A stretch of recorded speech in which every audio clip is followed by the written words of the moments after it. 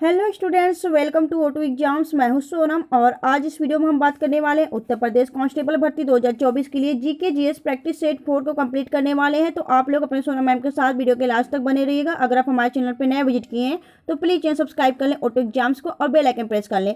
इस वीडियो में हम 30 क्वेश्चन इंपॉर्टेंट और सिलेक्टेड इंक्लूड किए हैं जो कि आप सबके एग्जाम के लिए काफ़ी ज़्यादा इंपॉर्टेंट है। तो आप लोग जितने भी स्टूडेंट यूपी कांस्टेबल की तैयारी करें उस सभी वीडियो के लास्ट तक बने रहेंगे। चलिए फ्रेंड्स, चलते हैं पहले क्वेश्चन की तरफ। पहला क्वेश्चन आपका है, अनुसूचित जनजाति के संरक्षण के लिए एक क्षेत्र को अनुसूचित क्षेत्र के रूप में घोषणा जो करने की शक्ति है वह किसके पास है? तो यह है आपका राइट आंसर हो जाएगा ऑप्शन डी, संसद के पास। ठीक है, संसद के पास यह शक्ति है कि वह अनुसूचित जनजातियों के संरक्षण के लिए किसी भी एक क्षेत्र को अनुसूचित क्षेत्र के रूप में घोषित कर सकता है। याद रखिएगा, संसद के पास यह शक्ति है। अगर हम बात करें कि संसद किस आर्टिकल के अंतर्गत आता है तो संविधान के किस आर्टिकल के अंतर्गत आपका संसद दिया गया है? तो 79 के तहत आपका संसद का प्रबंध किया गया है आपके आर्टिकल में। ठीक है, अगर हम बात करें संसद किससे मिलकर बना होता है तो जो संसद है आपका वह आपके लोकसभा और राज्यसभा और प्लस राष्ट्रपति। ठीक है, आप राष्ट्रपति नहीं भूल सकते हैं,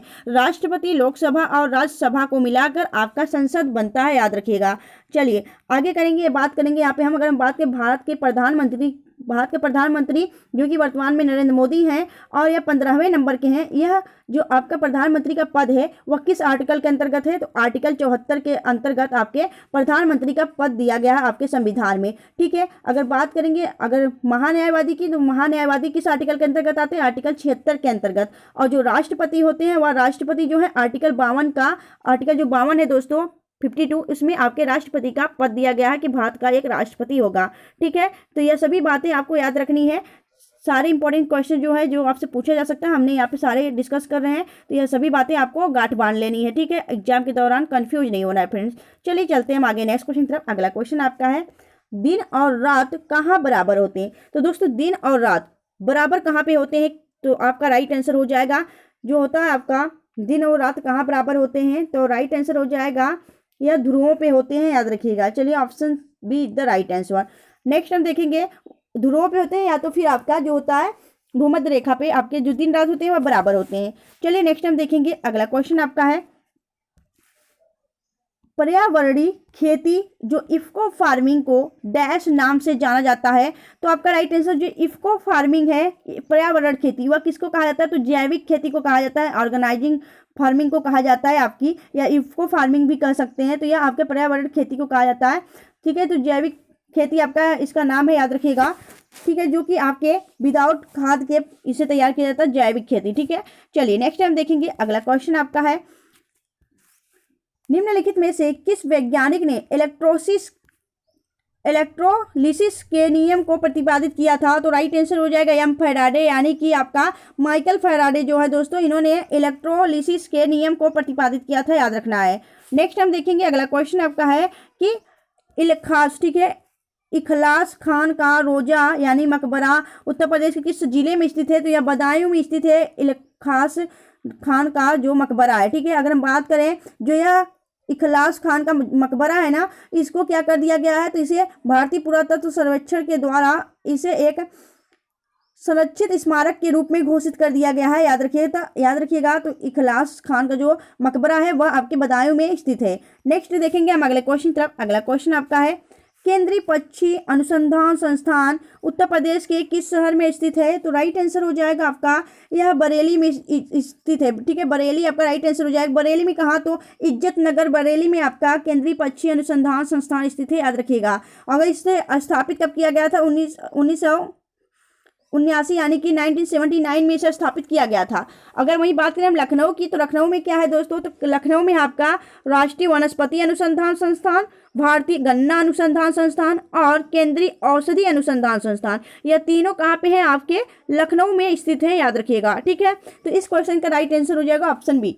नेक्स्ट हम देखेंगे अगले क्वेश्चन तरफ। अगला क्वेश्चन आपका है, निम्नलिखित में से कहाँ पर बाथुकम्मा पुष्प उत्सव मनाया जाता है? तो राइट आंसर हो जाएगा आपका यह तेलंगाना में मनाया जाता है। जो बाथुकम्मा है दोस्तों यह फूलों का उत्सव है और यह कहाँ पे मनाया जाता है? तेलंगाना में। और इसके अलावा और कौन सा त्यौहार मनाया जाता है? तो तेलंगाना में एक बोनालू भी मनाया जाता है। बोनालू भी आपका कहाँ से संबंधित है? यह तेलंगाना का त्यौहार है। याद रखिएगा, बोनालू, बाथुकम्मा।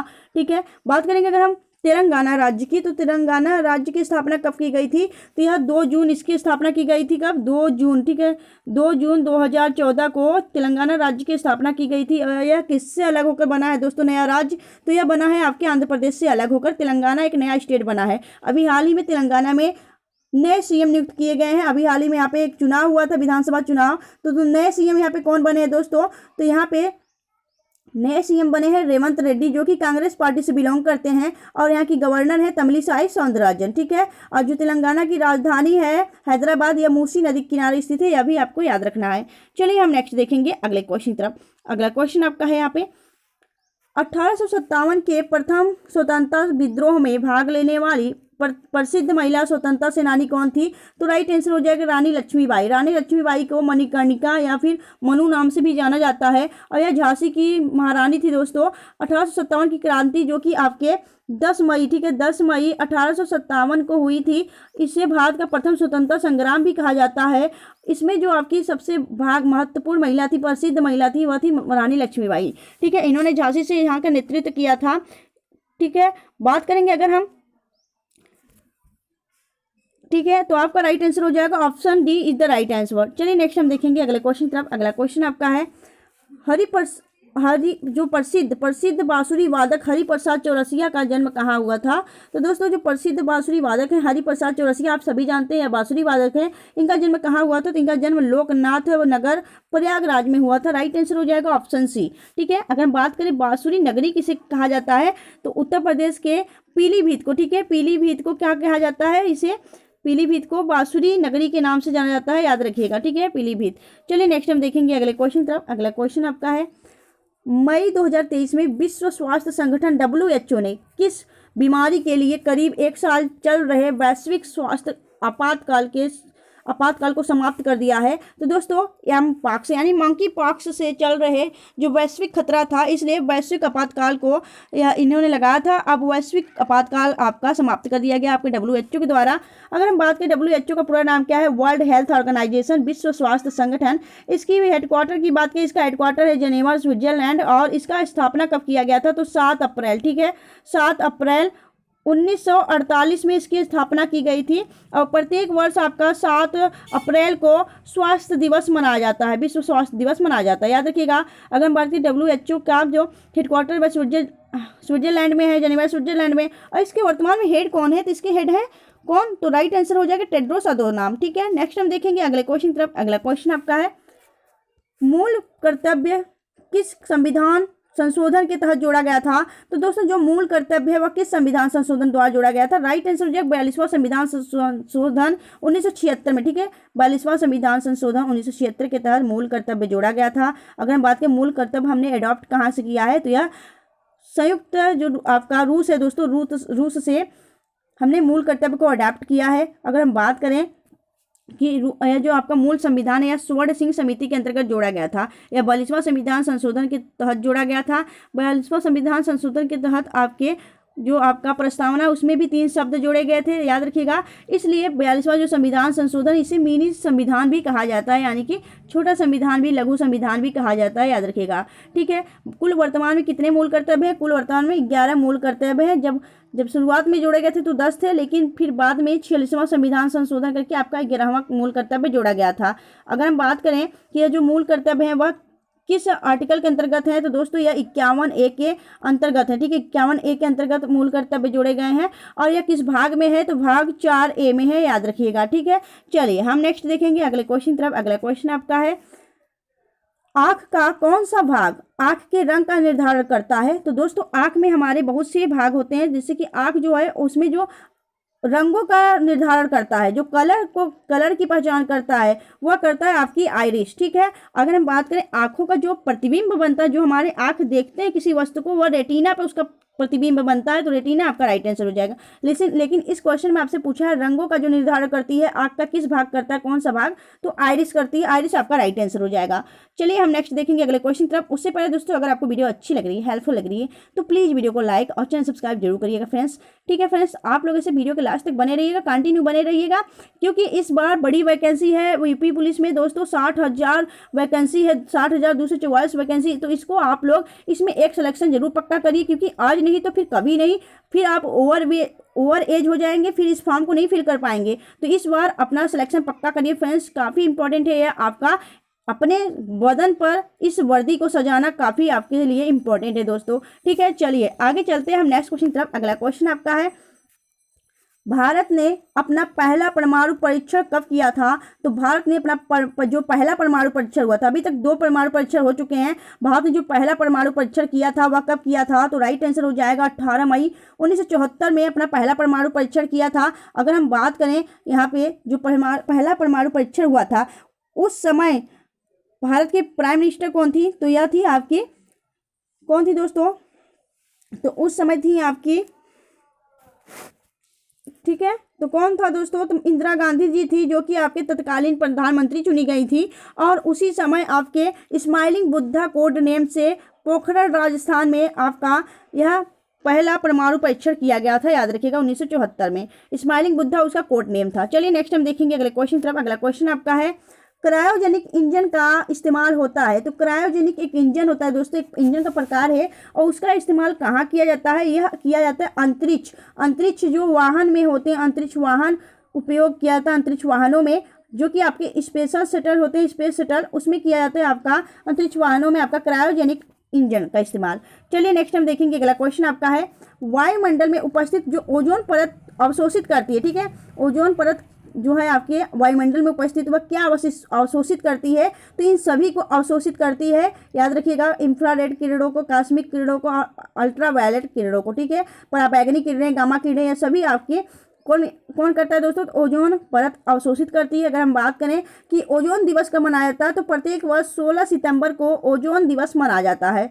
चलिए हम नेक्स्ट देखेंगे अगले क्वेश्चन तरफ। अगला क्वेश्चन आपका है, खजुराहो नृत्य उत्सव भारत के किस राज्य में मनाया जाता है? तो दोस्तों खजुराहो जो नृत्य उत्सव है यह मध्य प्रदेश में मनाया जाता है। बात करेंगे अगर हम नृत्य महोत्सव जो आपका खजुराहो है मध्य प्रदेश में मनाया जाता है। इसके अलावा तानसेन महोत्सव भी कहाँ मनाया जाता है? एमपी में मनाया जाता है। एमपी के कहाँ पे? ग्वालियर में मनाया जाता है, ठीक है, तानसेन महोत्सव, ठीक है। अगर अभी बात करें आपकी चर्चा में है मध्य प्रदेश, तो मध्य प्रदेश में भी हाल ही में विधानसभा चुनाव हुए हैं, तो यहाँ के जो सीएम नए नियुक्त किए गए हैं, ठीक है, तो यहाँ पे जो नए मुख्यमंत्री नियुक्त किए उनका क्या नाम है दोस्तों? तो इनका नाम है क्या? मोहन यादव। मोहन यादव यहाँ के नए मुख्यमंत्री चुने गए हैं, याद रखिएगा, एग्जाम पॉइंट ऑफ व्यू से इंपॉर्टेंट है। इसके अलावा अगर बात करें यहाँ के सीएम कौन है, तो मंगू भाई सगन भाई पटेल, ठीक है। और मध्य प्रदेश का जो आपका मुख्यालय राजधानी है वो क्या है? तो मध्य प्रदेश का जो राजधानी है वह है भोपाल। चलिए फ्रेंड्स आगे चलते हैं हम नेक्स्ट क्वेश्चन तरफ। अगला क्वेश्चन आपका है, किसके काल को मुगल वास्तुकला का स्वर्ण काल कहा जाता है? तो दोस्तों मुगल वास्तुकला का स्वर्ण काल किसके काल को कहा जाता है? जिसके काल में काफ़ी आपके वास्तुकला का निर्माण किया गया हो, जैसे, तो आपका राइट आंसर हो जाएगा ऑप्शन सी, ठीक है, शाहजहां के समय में मुगल वास्तुकला का स्वर्ण काल कहा जाता है। और इनके शासनकाल में कई आपके वास्तुकला निर्मित की गई थी, जैसे जो शाहजहां है उन्हीं के द्वारा आपके जो ताजमहल है आगरा में इन्हीं के द्वारा बनाया गया है, ठीक है। अगर बात करें जहांगीर की, तो जहांगीर के जो जहांगीर थे ना, उनके शासनकाल को क्या कहा जाता है? इनके शासनकाल को चित्रकला का स्वर्ण युग कहा जाता है, ठीक है, याद रखिएगा, जहांगीर के शासनकाल को चित्रकला का स्वर्ण युग कहा जाता है और शाहजहां के शासनकाल को वास्तुकला का स्वर्ण युग कहा जाता है, याद रखिएगा, ठीक है, इसमें कंफ्यूज नहीं होना है। चलिए नेक्स्ट देखेंगे हम अगले क्वेश्चन तरफ। अगला क्वेश्चन आपका है, किताब उल हिंद की रचना किसने की थी? तो किताब उल हिंद की रचना की है अलबरूनी ने, ठीक है, अलबरूनी ने की है। अलबरूनी ने क्यों की है दोस्तों? तो अलबरूनी ने की है। अगर अलबरूनी था कौन, ये भी तो आपको पता होना चाहिए। अलबरूनी महमूद जो गजनबी था, महमूद गजनबी, उसके समकालीन था, ठीक है, उसके समकालीन आपका अलबरूनी था और अलबरूनी ने किताब उल हिंद की रचना की है, ठीक है। चलिए नेक्स्ट हम देखेंगे, अगर हम अबुल फजल की बात करें तो अबुल फजल ने आईने अकबरी और अकबरनामा, इन दोनों की रचना अबुल फजल ने की है, ठीक है। चलिए नेक्स्ट हम देखेंगे अगले क्वेश्चन तरफ। अगला क्वेश्चन आपका है यहाँ पे, अलाई दरवाजा किसका प्रवेश द्वार है? तो अलाई दरवाजा कुतुब मीनार का प्रवेश द्वार है। और कुतुब मीनार कहाँ स्थित है? दिल्ली के महरौली में स्थित है। इससे पहले आपका अलाई दरवाजा इसका प्रवेश द्वार माना जाता है। और अलाई दरवाजा का निर्माण किसने किया था? तो अलाउद्दीन खिलजी ने किया था, ठीक है, अलाउद्दीन खिलजी ने अलाई दरवाजा का निर्माण कराया था दिल्ली में। अलाउद्दीन खिलजी को क्या कहा जाता है? उसे द्वितीय सिकंदर के रूप में जाना जाता है, ठीक है। चलिए नेक्स्ट हम देखेंगे अगले क्वेश्चन तरफ। अगला क्वेश्चन आपका है, निम्नलिखित में से निम्नलिखित शहरों में से एक प्रसिद्ध स्मारक रूमी दरवाजा कहाँ स्थित है? तो राइट आंसर हो जाएगा जो रूमी दरवाजा है यह लखनऊ में स्थित है। और लखनऊ में क्या स्थित है? लखनऊ में आपका इमाम बाड़ा स्थित है। याद रखिएगा रूमी दरवाजा, इमाम बाड़ा, यह सभी आपका लखनऊ में स्थित है। इसलिए लखनऊ को क्या कहा जाता है? नवाबों का शहर कहा जाता है लखनऊ को। याद रखिएगा लखनऊ क्या है? आपकी उत्तर प्रदेश की राजधानी, जो कि गोमती नदी के किनारे स्थित है। ठीक है, चलिए आगे देखेंगे हम अगले क्वेश्चन तरफ। अगला क्वेश्चन आपका है, कबीर किसके शिष्य थे? तो कबीर दोस्तों, कबीर के गुरु कौन थे? यानी कि इस क्वेश्चन का आपका उत्तर क्या है? तो यह उत्तर है आपका रामानंद। जो कबीर थे ना, कबीर दास, जिनके दोहे आप लोगों के सुनते होंगे, तो वह आपके रामानंद के शिष्य हुआ करते थे। याद रखिएगा रामानंद उनके गुरु थे। कबीर दास की बात करें, कबीर दास का जन्म वाराणसी में हुआ था और इनको क्या किसने पाला था? तो नीरू और नीमा नामक एक दंपति ने इनका पालन पोषण किया था और इनकी मृत्यु मगहर में हुई थी। याद रखिएगा, ठीक है। इनकी रचनाएं एक दो काफ़ी है, जैसे कि इनकी दोहें प्रचलित है। इसके अलावा इनकी रचनाएं कौन कौन सी है? तो साखी, शबद, रामायणी। ठीक है, साखी, शबद, रामायणी इनकी रचनाएं हैं। इसके अलावा अगर हम बात करें साखी, शबद, रामायणी, और अगर हम बात करें साखी, शबद, रामायणी इनकी रचनाएं हैं, और इन तीनों का जो संग्रह है उसका क्या नाम है? उसका नाम है बीजक। ठीक है, तो साखी, शबद, रामायणी का जो संग्रह है आपका, उसका नाम है बीजक। याद रखिएगा यह सभी रचनाएं किसकी हैं? आपकी कबीर दास की हैं। चलिए नेक्स्ट हम देखेंगे अगले क्वेश्चन तरफ। अगला क्वेश्चन आपका है, अकबरनामा किस भाषा में है? तो अकबरनामा अबुल फजल ने लिखी थी और यह आपके फारसी भाषा में है। याद रखिएगा, ठीक है, फारसी भाषा में आपका अकबरनामा अबुल फजल ने लिखी थे। अबुल फजल कौन थे? उनके दरबारों में से एक थे। उनके आप सभी जानते हैं जो अकबर थे उसके 9 दरबार में रहते थे, 9 रत्न, और उनमें से एक थे आपके अबुल फजल, जिन्होंने अकबरनामा और आईने अकबरी की रचना की थी। चलिए नेक्स्ट देखेंगे हम अगले क्वेश्चन तरफ। अगला क्वेश्चन आपका है, कश्मीर घाटी स्थित है। कश्मीर घाटी किन 2 पर्वत श्रेणियों के मध्य स्थित है? तो पीर पंजाल और हिमाद्री पर्वत श्रेणियों के बीच आपका कश्मीर घाटी स्थित है। नेक्स्ट हम देखेंगे अगले क्वेश्चन तरफ। अगला क्वेश्चन आपका है, भारत में शांत घाटी कहाँ, किस राज्य में स्थित है? तो भारत में जो शांत घाटी है यानी कि साइलेंट वैली कहाँ स्थित है? तो यह केरल राज्य में स्थित है। राइट आंसर हो जाएगा आपका केरल।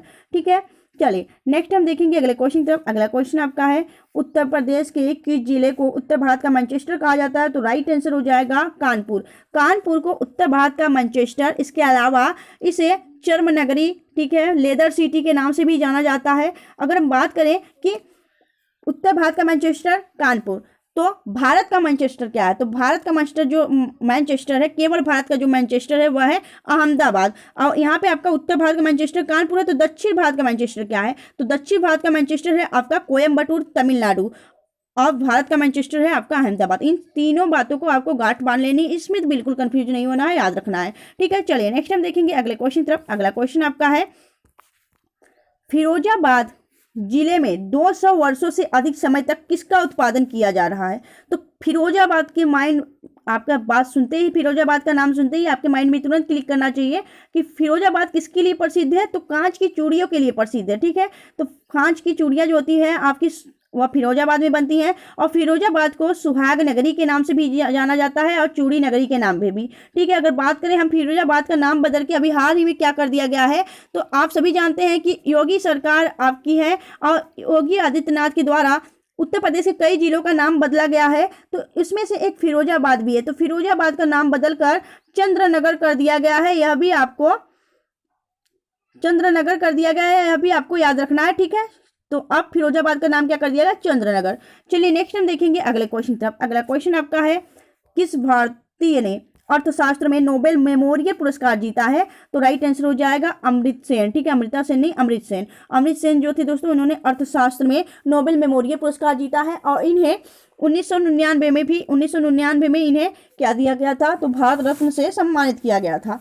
चलिए नेक्स्ट देखेंगे हम अगले क्वेश्चन तरफ। अगला क्वेश्चन आपका है, मोहम्मद गौरी कहाँ का शासक था? तो मोहम्मद गौरी आपका अफगानिस्तान का शासक था। ठीक है, और मोहम्मद गौरी किसके लिए प्रसिद्ध है दोस्तों? तो इसने एक सिक्का चलाया था जिसपे लक्ष्मी की प्रतिमा थी। ठीक है, तो जो आपसे पूछा था किस शासक के सिक्के पे लक्ष्मी की प्रतिमा बनी थी, तो याद रखिएगा वह मोहम्मद गौरी की ही शासक था जिसके सिक्कों पे आपके लक्ष्मी की प्रतिमा बनाई गई थी। ठीक है, चलिए नेक्स्ट देखेंगे हम अगले क्वेश्चन तरफ। अगला क्वेश्चन आपका है, विश्व का सबसे बड़ा रेगिस्तान कौन सा है? तो सहारा रेगिस्तान विश्व का सबसे बड़ा रेगिस्तान है। थार रेगिस्तान की बात करें तो यह आपके भारत में स्थित है। गोबी जो रेगिस्तान है यह आपका कहाँ पे स्थित है? तो गोबी रेगिस्तान स्थित है आपके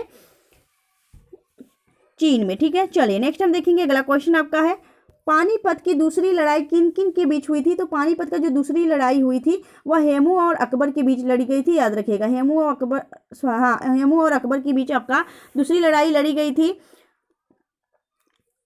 यह 1557 में लड़ी गई थी। याद रखिए, 1557 में आपकी दूसरी लड़ाई लड़ी गई थी पानीपत का। अगर हम बात करें पानीपत की जो पहली लड़ाई थी वह बाबर और इब्राहिम लोदी के बीच लड़ी गई थी 1526 में।